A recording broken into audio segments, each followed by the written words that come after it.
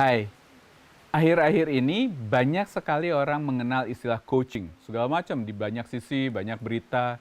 Bahkan orangnya dipanggil Coach Agus, Coach Imam. Gitu ya. Lalu orang bertanya, apa sih bedanya antara coaching dan fasilitasi? Saya Victor Chandrawira, saya profesional fasilitator. Selamat datang di obrolan Ruang Tengah.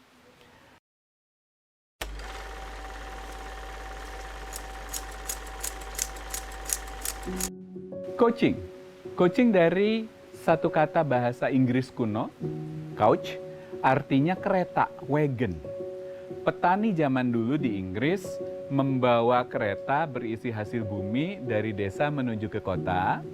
Biasanya seorang size-nya atau yang memegang kendali ditemani oleh anak muda. Dan si anak muda ini, boleh anaknya, keponakannya, atau siapapun yang mau tinggal bersama dia, belajar sepanjang perjalanan untuk satu saat dia akan bisa sepintar si petani tuanya ini. Oleh sebab itu dalam proses perjalanan seringkali si size yang tua ini akan bercerita atau bahkan bertanya bagaimana kamu, apa yang sudah kamu ketahui, jadi melalui proses bertanya. Nah, coaching adalah proses seseorang untuk menuntun orang lain untuk menjadi lebih baik atau perform, dan dia dilakukan dalam sebuah proses yang panjang, dalam proses berdasarkan waktu. Karena itu coaching pasti ada coaching time-nya atau coaching period-nya, periode coaching-nya. Bisa 6 bulan, bisa 1 tahun. Dan orang itu bertemu secara reguler untuk bisa mulai meningkat dari satu titik menjadi lebih baik, menjadi bisa perform. Nah, ini yang membedakan dengan fasilitator. Fasilitator seringkali hanya bertemu di satu titik-titik tertentu dan dalam meeting-meeting yang sangat penting saja. Misalnya dia akan membina atau membicarakan bagaimana meeting ini bisa berhasil, bagaimana dia bisa membuat meeting menjadi jauh lebih efektif. Di situ dia memfasilitasi, dia memanage proses, tidak melakukan proses yang panjang. Even pada saat kita ngomongin tentang navigating change gitu ya, melakukan perubahan, si fasilitator itu hadir pada titik-titik meeting tertentu untuk melihat bagaimana proses perubahan terjadi.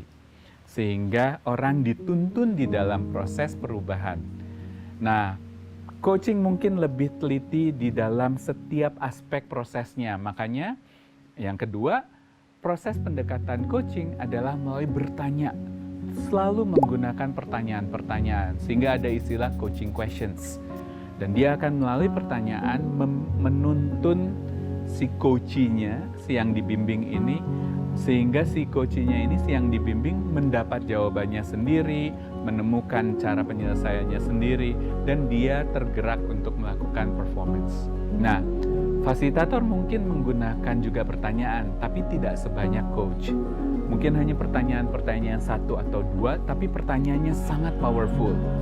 Apa yang dilakukan seorang fasilitator adalah bertanya, membiarkan orang itu menjawab, tapi ini yang berbeda, kami menangkap pembicaraan itu lalu mempetakannya.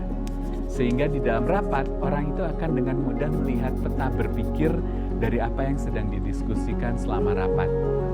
Proses fasilitasi ini yang dilakukan hanya satu kali ini memungkinkan orang juga melihat rangkaian pemikiran dari beragam meeting yang sudah terjadi.